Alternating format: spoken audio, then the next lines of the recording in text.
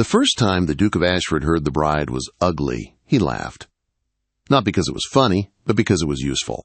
It meant he could survive this marriage without wanting anything from it. It meant he could do what he had promised himself he would do years ago, when he buried his father, and inherited a title full of pride, and an estate full of debt. Feel nothing, need nothing, lose nothing. So when the morning of the wedding arrived and London rain turned the streets to mud, Alexander told himself the same thing again as his carriage rolled toward St. George's Church. This is business, not love. Yet his chest felt tight as if his body already knew he was lying. Inside the church, the air was warm and heavy with candles. The guests sat in perfect rows, dressed in velvet and silk, pretending they came to celebrate. But their eyes were sharp. They came to watch the mighty Duke kneel to a merchant's coin. Alexander took his place at the altar. His best man, Lord Peyton, leaned close and spoke under his breath. Still time to run. Alexander did not smile. And leave my people to starve when the estate collapses? Peyton sighed. You look like a man going to his own hanging. Alexander stared straight ahead. I am. Because the truth was simple. His father had destroyed everything. Gambling, drinking, borrowing, lying. By the time Alexander inherited the title, the Ashford fortune was already bleeding out. He had spent years selling land, paintings, horses, anything that could keep the roof from caving in. But it was not enough. The letters from creditors grew colder each month. The threats grew closer. Soon, men would come to Ashford Manor and take what generations had built. Then Augustus Hartley arrived with a solution. A merchant with a fortune so huge it made old lords swallow their pride. A man who wanted one thing money could not buy easily: a title. You marry my daughter, Hartley said, calm as a banker, and your debts disappear. Alexander had wanted to refuse, not because he was noble, but because he hated being trapped, yet he was trapped already. Refusing would not make him free, it would only make him ruined. So he asked the only question that mattered. Your daughter agrees? Hartley's mouth tightened, just slightly. She understands duty. That was the first moment Alexander felt something strange. Not pity, not concern, just a tiny flicker of doubt. Because people whispered about Hartley's daughter. They said she was hidden away because her face was a tragedy. They said a childhood fire had ruined her. They said her father kept her from society because no man would look at her twice. Some said worse. London always did. Alexander had never met her. No portrait was offered, no visit was arranged. Her name on the contract was enough. Lady Eloise Hartley. The ugly maiden. And that was what made the bargain easier to swallow. If she was plain or worse, then he would not be tempted to pretend this was something it was not. He would marry her, provide an heir, keep his distance, and rebuild Ashford. Simple. Cold. Safe. The organ began. The guests shifted in their seats like hungry birds. The church doors opened, and the bride entered. She walked slowly, her father's arm stiff beside her. Her dress was white satin, rich but not foolish, yet what caught every eye was the veil. It was not normal. It was thick, layered, heavy lace that fell all the way past her waist like a curtain meant to hide a secret. No shadow of her face showed through. Not even the shape of her nose. The whispers rose like wind. There she is. Poor thing. The Duke is brave. Alexander watched her step by step, and for the first time in years, his calm began to crack. Because she did not move like a girl who wanted pity. She moved like a woman walking toward a fight she had already decided to win. When she reached the altar, she stood beside him, close enough that he could smell her perfume. Not heavy, not sweet, just clean and sharp, like winter air. He expected her to shake. She did not. He expected her to keep her head bowed. She lifted her chin. The vicar began the ceremony. Words about love and honor filled the church. Pretty lies people used to dress up reality.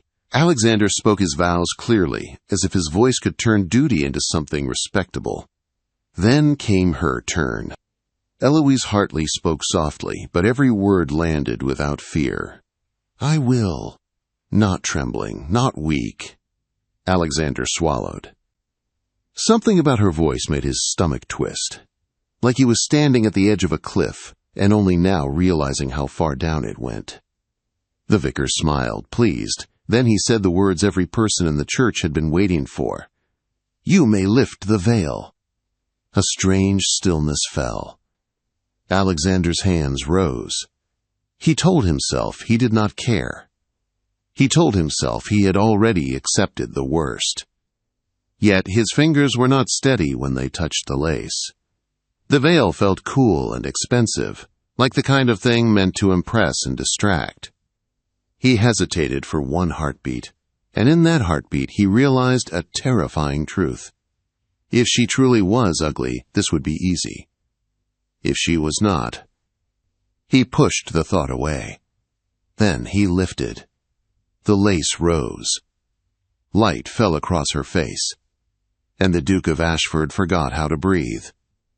Because the woman standing beside him was not ugly. She was so beautiful the church seemed to blur around her. Dark hair, glossy and rich, curled in soft waves under her veil, skin like pale cream touched with warmth, lips the color of crushed roses. But it was her eyes that struck him like a weapon. Green. Not soft green. Sharp green. The kind of green that looked like it could cut through lies. She stared back at him, calm as stone, as if she had been waiting for this exact moment. And then she smiled. Not a sweet bride's smile. A knowing one. Like she had set a trap and he had stepped into it perfectly. The church filled with gasps. A lady in the front pew whispered, too loud, "Good heavens!" Alexander's knees went weak for half a second. He caught himself before anyone noticed, but he felt it, the loss of control, the shock that turned his blood hot. This was not what he agreed to. This was not what he prepared for. This was not safe. The vicar cleared his throat, clearly confused by the pause. "Your Grace?" Alexander's mouth opened, but no words came. Eloise tilted her head, her eyes never leaving his.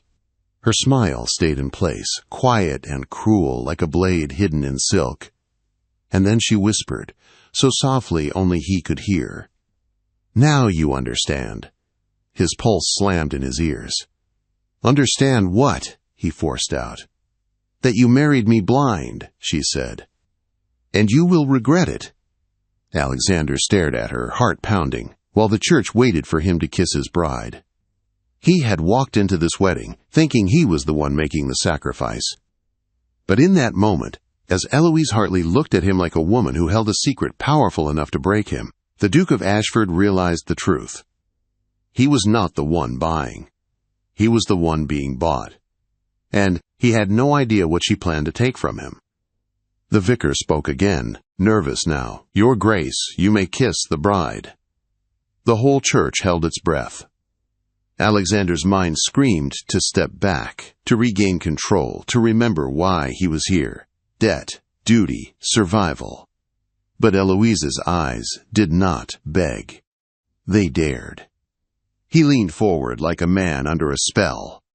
And as his lips touched hers, her hand tightened on his, and he felt something pressed into his palm.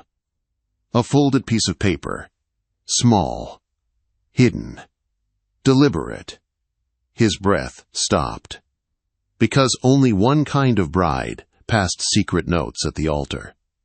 The kind with a plan. And the kind with a lie that could ruin a duke.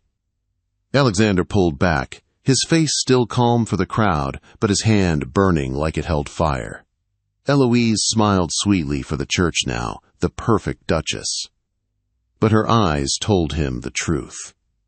This marriage was not the end of her story. It was the beginning of his downfall.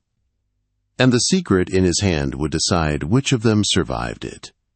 Alexander kept his smile in place as if it were stitched to his face. The guests watched him like hawks, waiting for him to stumble. He would not give them that. Not here. Not in God's house. But the folded paper in his palm felt heavier than any ring. When the vicar finally pronounced them man and wife, applause rose like a polite storm. Eloise turned slightly toward the crowd, her posture perfect, her expression calm. No one would guess she had just slipped a secret into the Duke's hand. They walked out of the church together, side by side, as if they were a love match blessed by heaven. Carriages waited outside, people threw pale flower petals. The rain had stopped, but the streets still smelled wet, like a warning that had not fully passed. Alexander guided Eloise into the carriage for the wedding breakfast. The moment the door shut, the world outside went quiet. For the first time, he could look at her without the eyes of London watching. Eloise sat across from him, hands folded neatly in her lap. Her veil was gone now, and her beauty was even more dangerous in plain view. She did not look shy. She did not look pleased. She looked like someone who had already decided how this would go. Alexander's jaw tightened. "What is this?" He lifted his hand slightly, showing the folded paper without opening it. Eloise blinked slowly. "Open it." Her voice was soft, almost kind. That was what made it worse. He unfolded it with careful fingers. A few lines were written in clean, sharp ink. "Your Grace, this marriage will save you from your debts, but it will not save you from me. If you try to hide me, silence me, or treat me like a purchased object, I will destroy your reputation with a truth you cannot survive. We will speak alone tonight. Eloise." Alexander read it twice, then a third time, as if the words might change. His pulse beat hard against his throat. "What truth?" he asked, low and controlled. Eloise's lips curved, not in a smile, but in something close. "You will find out if you behave as badly as you planned." So she knew. She knew he had expected an ugly bride. She knew he had comforted himself with that thought. He hated that she knew. He hated more that it mattered. "You threatened me on our wedding day," he said. "I warned you," she answered. "Threats come later if you ignore it." Alexander leaned back, eyes narrowing. "Who are you really?" Eloise did not flinch. "Your wife."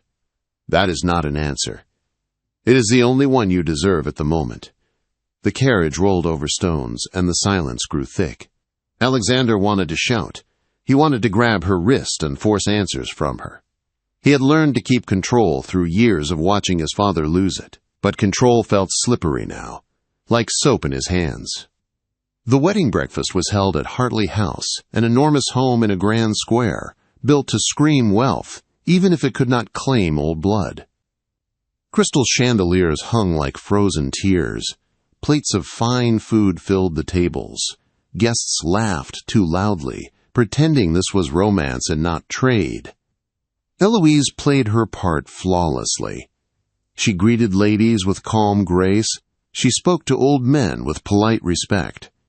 She smiled at compliments as if she had always belonged among them. It was almost frightening how easily she fit into the world that had called her ugly and hidden. Alexander sat beside her at the long table, his face hard, his body tense. Every few minutes he felt the urge to glance at her again, as if he might catch the trick. But she was real, her beauty was real, her steady confidence was real. And the note in his pocket was real. Lord Peyton, his closest friend, leaned over during the meal. "You look like you swallowed a nail," he murmured. Alexander kept his eyes forward. "Eat." Peyton raised an eyebrow. "That bad?" Quote. Alexander did not answer. Across the table, Augustus Hartley lifted his glass. "To the Duke and Duchess of Ashford," he announced, "may their marriage be long, fruitful, and prosperous." Cheers rose. Eloise lifted her glass and drank, her eyes meeting Alexander's only once. In that glance, he felt it again. Not fear. A challenge. After the guests had eaten enough to feel satisfied and gossiped enough to feel alive, the party began to thin. Carriages carried people back to their own lives, their own secrets. Alexander stood in a quiet corridor, staring at a painting he did not see, waiting for the moment he could finally breathe. Then Hartley approached him, smiling like a man who had just bought a priceless thing. "Your Grace," Hartley said. "I trust you are pleased." Alexander looked at him, slow and cold. "You did not show me her face." Hartley smiled, did not move. A man does not show his hand in a negotiation. So it was a negotiation. Hartley shrugged gently. All marriages are. Some simply admit it. Alexander's voice sharpened. "The rumors about her were those you're doing." For the first time, Hartley's eyes flickered. "London enjoys its cruelty. I never corrected what people chose to believe." Alexander stepped closer. "You allowed people to call your daughter a monster." Hartley's jaw set. "I allowed them to underestimate her. There is a difference." A cold understanding slid into Alexander's mind. The lies had not only protected Eloise, they had protected the bargain.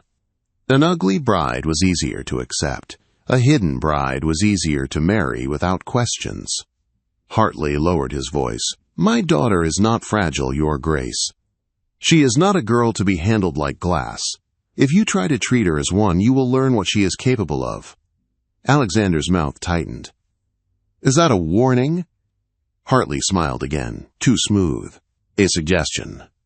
That evening, after the last guest departed, Alexander and Eloise began their journey to Ashford Manor. The carriage was larger now, meant for a duchess. Soft cushions, warm blankets, and silence thick enough to choke. Night wrapped London in fog. Lamps glowed like small trapped moons. The city slipped away behind them. Eloise looked out the window as if she were leaving something behind, but her face showed nothing. Alexander finally spoke. "You planned that note." Eloise did not turn. "Yes." "You planned my shock." "Yes." "Why?" She faced him at last, her eyes bright in the dim light. "Because you would have tried to control me otherwise. Men like you always do." Alexander's voice dropped. "You do not know me." "I know what people say," she replied. "The Duke of Ashford. Cold, proud, untouchable. A man who can turn his back on anyone, even his own heart." His fingers curled. "And what do they say about you, Duchess?" Eloise's expression softened for half a second, so small he almost missed it. Then it hardened again. "They say nothing, because my father kept me hidden, and now they will watch me like a new toy." "You could have refused the marriage." Eloise gave a short laugh. "Could I? My father's fortune bought your title. Your debt bought my escape. We both walked into this cage, Your Grace. The only difference is that I brought the key." Alexander stared. "Escape from what?" Her eyes flicked away. "From London, from certain men." He leaned forward slightly. "What men?" Eloise's mouth tightened. "You will learn tonight, as I wrote." Hours later, Ashford Manor rose from the darkness like a sleeping beast. The old stone walls were tall. The windows were narrow. A house built for power, not comfort. Torches burned by the entrance. Servants lined up to greet their new duchess. Eloise stepped down from the carriage with the grace of someone born to it. The staff bowed. Alexander watched their faces. Many looked shocked. Some looked confused. A few looked pleased, as if the manor itself had been waiting for a woman like her. Inside, the air smelled of wood smoke and old polished floors. Mrs. Henderson, the housekeeper, greeted Eloise stiffly. "Welcome to Ashford Manor, Your Grace." Eloise's smile was calm. "Thank you, Mrs. Henderson. I hope we will work well together." Her tone held authority without cruelty. Mrs. Henderson blinked, as if she had expected arrogance or weakness and found neither. Alexander felt something twist in his chest. He had told himself he wanted a quiet wife, but as he watched Eloise take control of the room without raising her voice, he realized a quiet wife would have made this house feel even colder. They were led to their chambers. The ducal bedchamber was vast, with high ceilings and heavy curtains. A fire burned low. The bed was so large, it looked like it belonged to a king. Eloise stood near the hearth, hands clasped behind her back. Her maid began to unpack, but Eloise dismissed her with a gentle instruction. The maid left, closing the door behind her. Now they were alone. Alexander's heart thudded. Eloise faced him. "Sit," she said simply. The command surprised him. No one commanded him. But his legs moved anyway, and he hated himself for it. Eloise remained standing. In the firelight, her face looked softer, but her eyes stayed sharp. "You want the truth," she said. "Here it is." Alexander's voice was rough. "Start." Eloise took a breath. "There is a man in London named Lord Rookford." Alexander frowned. "A baron. He attends the clubs." "Yes," she said. "And he hunts women the way other men hunt foxes." Alexander's fingers tightened on the chair. "Explain." Eloise's voice stayed steady, but her hands flexed once at her side, like a sign of old fear. "He saw me at a charity event 2 years ago. My father brought me out for one evening. Just one. He thought it was safe, because he would remain by my side. But men like Lord Rookford do not need time. They need only one look." Her gaze flicked to the window, as if she could still see that room. "He began sending letters, flowers, gifts. My father refused them. Then he began sending messages through other people. He cornered me once in a corridor at a house party. He told me what he wanted, not marriage. Ownership." Alexander's throat went dry. "Did he touch you?" Eloise's jaw tightened. "Not that time. He tried. I got away, I told my father. My father did not believe me." Alexander felt a cold rage start to rise, slow and dangerous. "And then?" Eloise swallowed. "Then Rookford began spreading rumors. Not about my face, about my virtue. He hinted I was loose, that I wanted him, that I had asked for his attention. He was careful, always careful. He wanted my father to feel forced to accept him to save my name." Her voice shook for the first time. "So I made a different rumor first. I made myself ugly on paper so no man would chase me, so no one would try to claim me. I gave London a new story to tell, a cruel one. But it kept them away." Alexander stared, stunned. "You did this to protect yourself." "Yes," Eloise said, "and it worked. The invitations stopped. The men stopped. The whispers changed. My father kept me hidden and pretended it was for my sake, not his shame. I learned to live in a cage with soft walls." She looked directly at Alexander. "Then your name came to our door." His stomach turned. "You chose me." "I chose survival," she corrected. "You needed money. I needed a shield. A duke is a strong shield." Alexander's voice went low. "And the truth that could destroy me, what is it?" Quote. Eloise's face went still. "Rookford does not stop hunting. He will hear about this marriage. He will come after me again." Alexander's eyes narrowed. "That is not a truth that destroys me." Eloise leaned closer, firelight catching in her eyes. "No, but this is. Before the wedding, your lawyers signed papers. My father insisted on something in the contract. A private clause." Alexander felt ice crawl up his spine. "What clause?" Eloise held his gaze. "If you abandon me, if you try to send me away or keep me hidden, I can claim full control of Ashford's remaining liquid funds for my protection. It is legal. It is sealed. Your solicitor agreed because he was desperate." Alexander's breath stopped. She had not only trapped him with her beauty, she had trapped him with law. "You," he said slowly, "came into this marriage armed." Eloise's voice softened, but it did not weaken. "I came into it prepared, because I have learned what happens to women who are not." Alexander rose from his chair, anger and shock crashing together. "You would ruin me." Eloise shook her head. "No, I would save myself. There is a difference." He paced once, then turned back to her, breathing hard. "You think I would discard you?" Eloise's eyes held something like pain. "You married me without meeting me. You believed I was ugly and still accepted. That tells me you wanted a wife you could ignore." Her words landed like a punch because they were true. Alexander's voice dropped. "You are in my house now. Eloise lifted her chin. And you are in my trap now. We are both stuck. Question is, what kind of stuck will we be? For a moment they stared at each other in the firelight, two proud people cornered by their own choices. Then a knock sounded at the door. A footman entered, pale. "Your Grace," he said to Alexander, voice shaking. "A messenger arrived from London. It is urgent." He handed Alexander a sealed letter. Alexander broke it open. His eyes scanned the words, and his face turned hard as stone. Eloise watched him. "What is it?" Quote. Alexander's voice was quiet, but it carried a deadly weight. "Lord Rookford has left London." Eloise's blood went cold. "Where is he going?" Alexander looked up, meeting her eyes at last with something she had not seen before. Pure, focused fury. "He is coming here." Alexander read the letter once, then folded it with careful hands. Lord Rookford was riding to Ashford Manor before night. Eloise went pale, but she did not look away. "He will come smiling," she said. "Then he will try to get me alone." Alexander answered, "He will not." He set the house in motion. The gates were locked. The watch was doubled. A rider went to the magistrate, another to Lord Peyton. Servants were warned to admit no guests without the Duke's word. The manor grew quiet, like a fist closing.